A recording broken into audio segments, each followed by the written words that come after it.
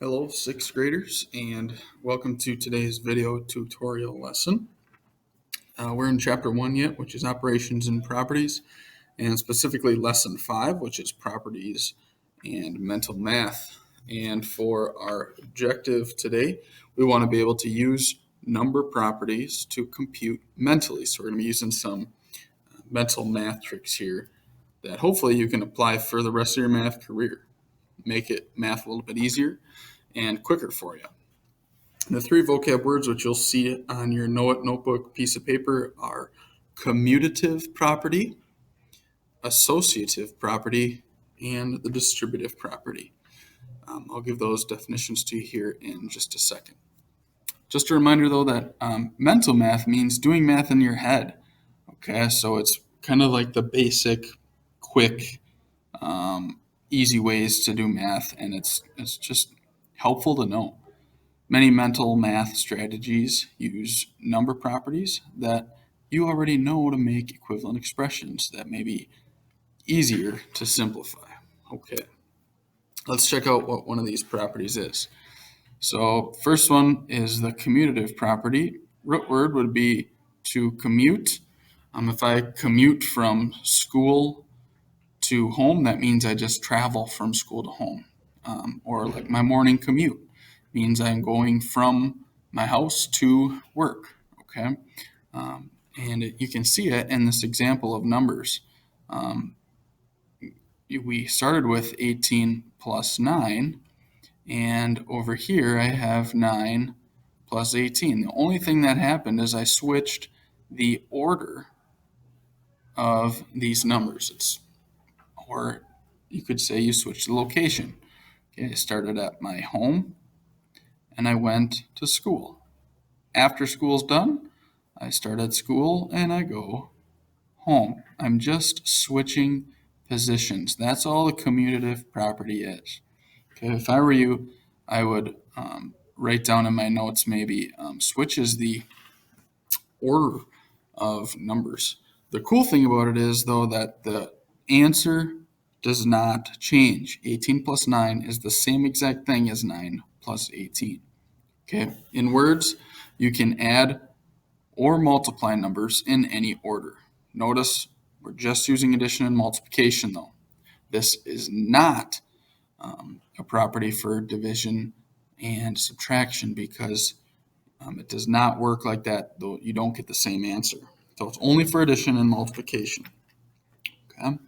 So again, feel free to write this down if you need to pause the video on your sheet. Moving to the next property down, the associative property deals a lot with grouping. Okay, so you will see with the associative property, they use parentheses. Okay? In words, when you are only adding or only multiplying, again, this just goes for adding or multiplying, you can group any of the numbers together. So in this case, we started with 17 plus 2 plus 9 equals 17 plus 2 plus 9. Notice how the order doesn't change. 17 is first, 2 is second, 9 is third. 17 is first, 2 is second, 9 is third. The only thing that has changed is the grouping of our parentheses.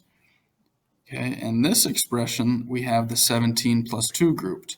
When we go over to this side, now the parentheses have shifted to the 2 plus 9. So we just changed the grouping. But again, we still get the same answer. Okay, so here's what I was just kind of talking about. But the commutative and associative properties do not apply to subtraction or division. It's just multiplication and addition. Okay, so if you go down to the bottom of your notebook piece of paper there, you'll see that this matches up with example 1A, and you might need to fill in a few blanks. It says simplify 17 plus 5 plus 3 plus 15. And remember here, we're trying to use some math rules, so the commutative property and the associative property, to use mental math. Okay, I know you could all probably add these up the old-fashioned way, like you've known how to add them forever, but I'm trying to give you a way to add them that you can use mental math. right? So first little clue is to look for the sums that are multiples of 10. 10 would be the what's missing on your note sheet. Okay, so can I find sums that are multiples of 10 here? Right. Well, hopefully you can see that. Yeah, if you were to add 17 and 3, you would get 20, which is a multiple of 10, right? Multiples of 10 are 10, 20, 30, 40, 50, so on and so forth. Okay. And if we were to add 5 and 15, those are also multiples of 10, making it really easy to add mentally. So the commutative property says that we can switch the order of the 3 and the 5. So all I did is I took this 3 and moved it here and switched places with the 5, as you can see right here. Because the commutative property says it doesn't matter which order you put numbers in when you're adding or multiplying. Okay. Next, I'll use the associative property to group those. So I'm going to say, okay, well, let's add 17 and 3, and let's add 5 and 15, and I get 20 and 20 using mental math. Now I can quickly add up my sum to get a total of 40. Okay. So make sure you're filling in your blanks here, like use mental math, I think was one of the blanks that you needed to fill in. Make groups of compatible numbers, I think was another one. So just make sure you're following along here on your notebook piece of paper.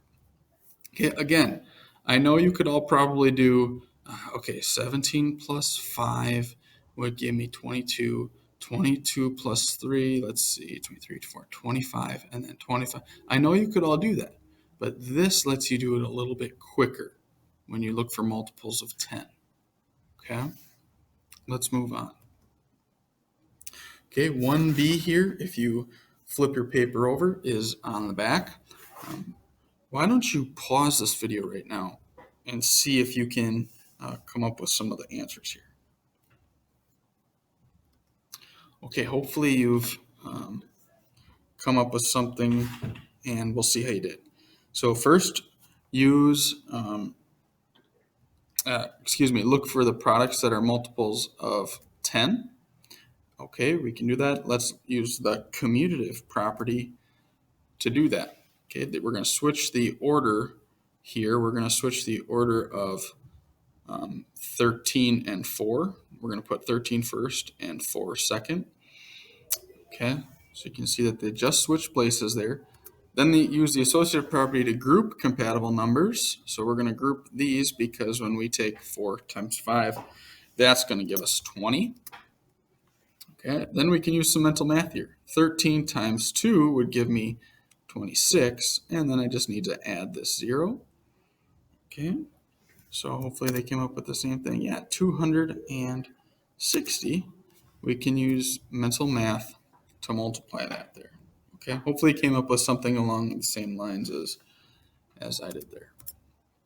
Okay, a little helpful hint here. It says the expressions in each row of example 1B, the one that we just got done doing, are equivalent because they have the same value. Okay, and that's just a little bit of a reminder there. Check it out, example 1A.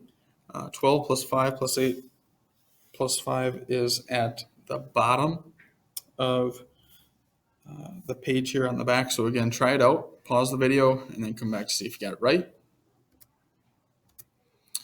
Right. Similarly, we're going to look for how we can get multiples of 10. So we're going to move a few numbers around. We're going to switch the 8 and the 5. Okay, so then we'll group. So we have this 12 plus 8 grouped and this 5 plus 5 grouped to come up with 20 plus 10, and use a little mental math to add there to come up with a total of 30 for the check it out. Okay, for the check it out 1B, this one is not on your sheet, so why don't you go ahead and add this to the bottom if you have a little room there. And if I'm looking Okay, sorry I got cut off there, guys, but again, adding this last one to the bottom of your page, we're going to look for products that are multiples of 10. Okay, 8 and 3, no. 3 and 5, no. So let's shuffle those around a little bit. Okay, let's move my 3 and 8 and see what that can do for me. Okay, I'll regroup the numbers. And when I regroup, I can see that when I take 8 times 5, that will give me a multiple of 10 because I would come up with 40. Now all I have to do is take 4 times 3, which is 12, and add the 0 to come up with a total of 120. So as you can see, just being able to do a little bit of shuffling around of the numbers really makes it quicker for me. And again, when I'm using addition or multiplication, not subtraction or division. All right, let's move on then. You'll have to flip back to the front side of your paper and fill in the distributive property blank.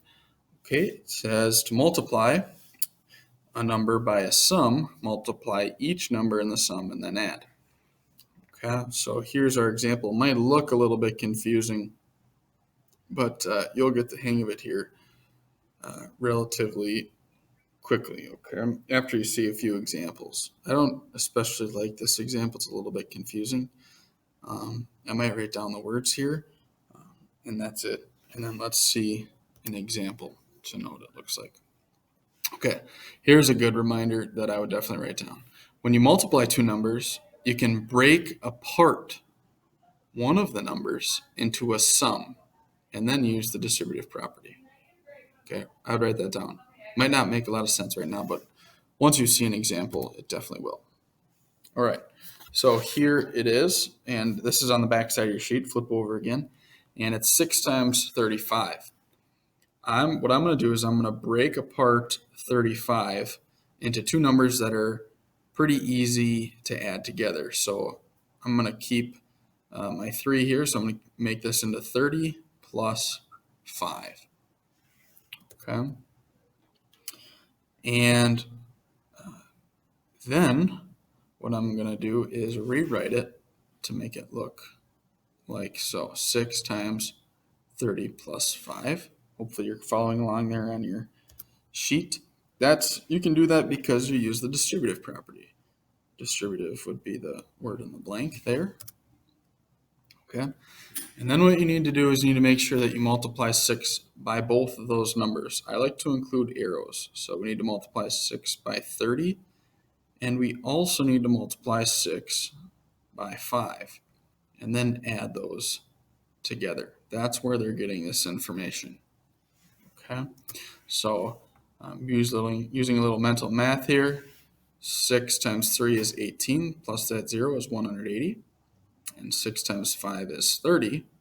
So 180 plus 30, using some more mental math to add, should come up with a total of 210.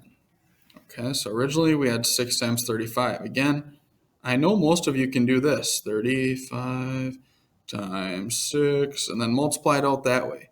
Again, that's not the goal here. The goal is to be able to use mental math to be able to figure these out. Right? The trick is breaking apart 35 into 30 plus 5. Let's see another one for letter B. Right below letter A there, it says 9 times 87. Okay, again, we're going to break apart this second number into 80 plus 7, as you can see right here. 80 plus 7. All right.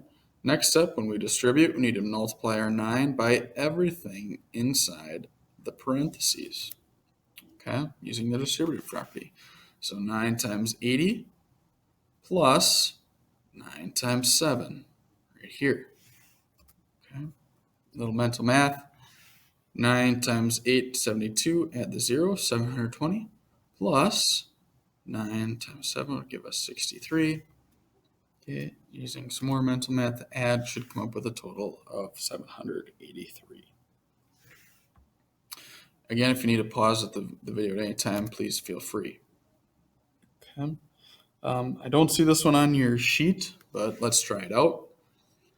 We're going to want to break down 27 into 20 plus 7, so 4 times, sorry, I don't know why my pen is doing that, but let me see if I can try it over here.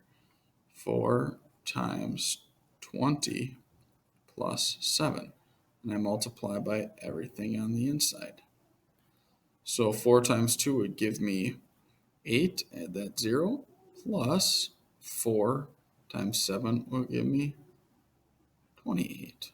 Okay, and then all I need to do is add those two numbers together, come up with 108. Now, let's just double check the old-fashioned way to see if we get the same thing. 27 times 4. 7 times 4 is 28. Carry my 2. 2 times 4 is 8, plus 2 is 10. Yep, I get the same thing, but here I could use some mental math to be able to do that. Okay, I'm going to skip right through this because that's what I just did. Yes, they got the same answer as I did. Okay, here is the one that's on your paper. Pause the video, try it out, see if you get the same thing they do. All right, breaking down 43 into 40 plus 3. Use the distributive property to multiply your 6 times everything inside the parentheses. So 6 times 40 and 6 times 3, and then add those two together once you figure that out to come up with a total of 258. All right, that's all I got for today. Hopefully you learned a little bit about the commutative, associative, and distributive properties. So it'll help you do some more mental math and get you going on your way. We'll talk to you guys later.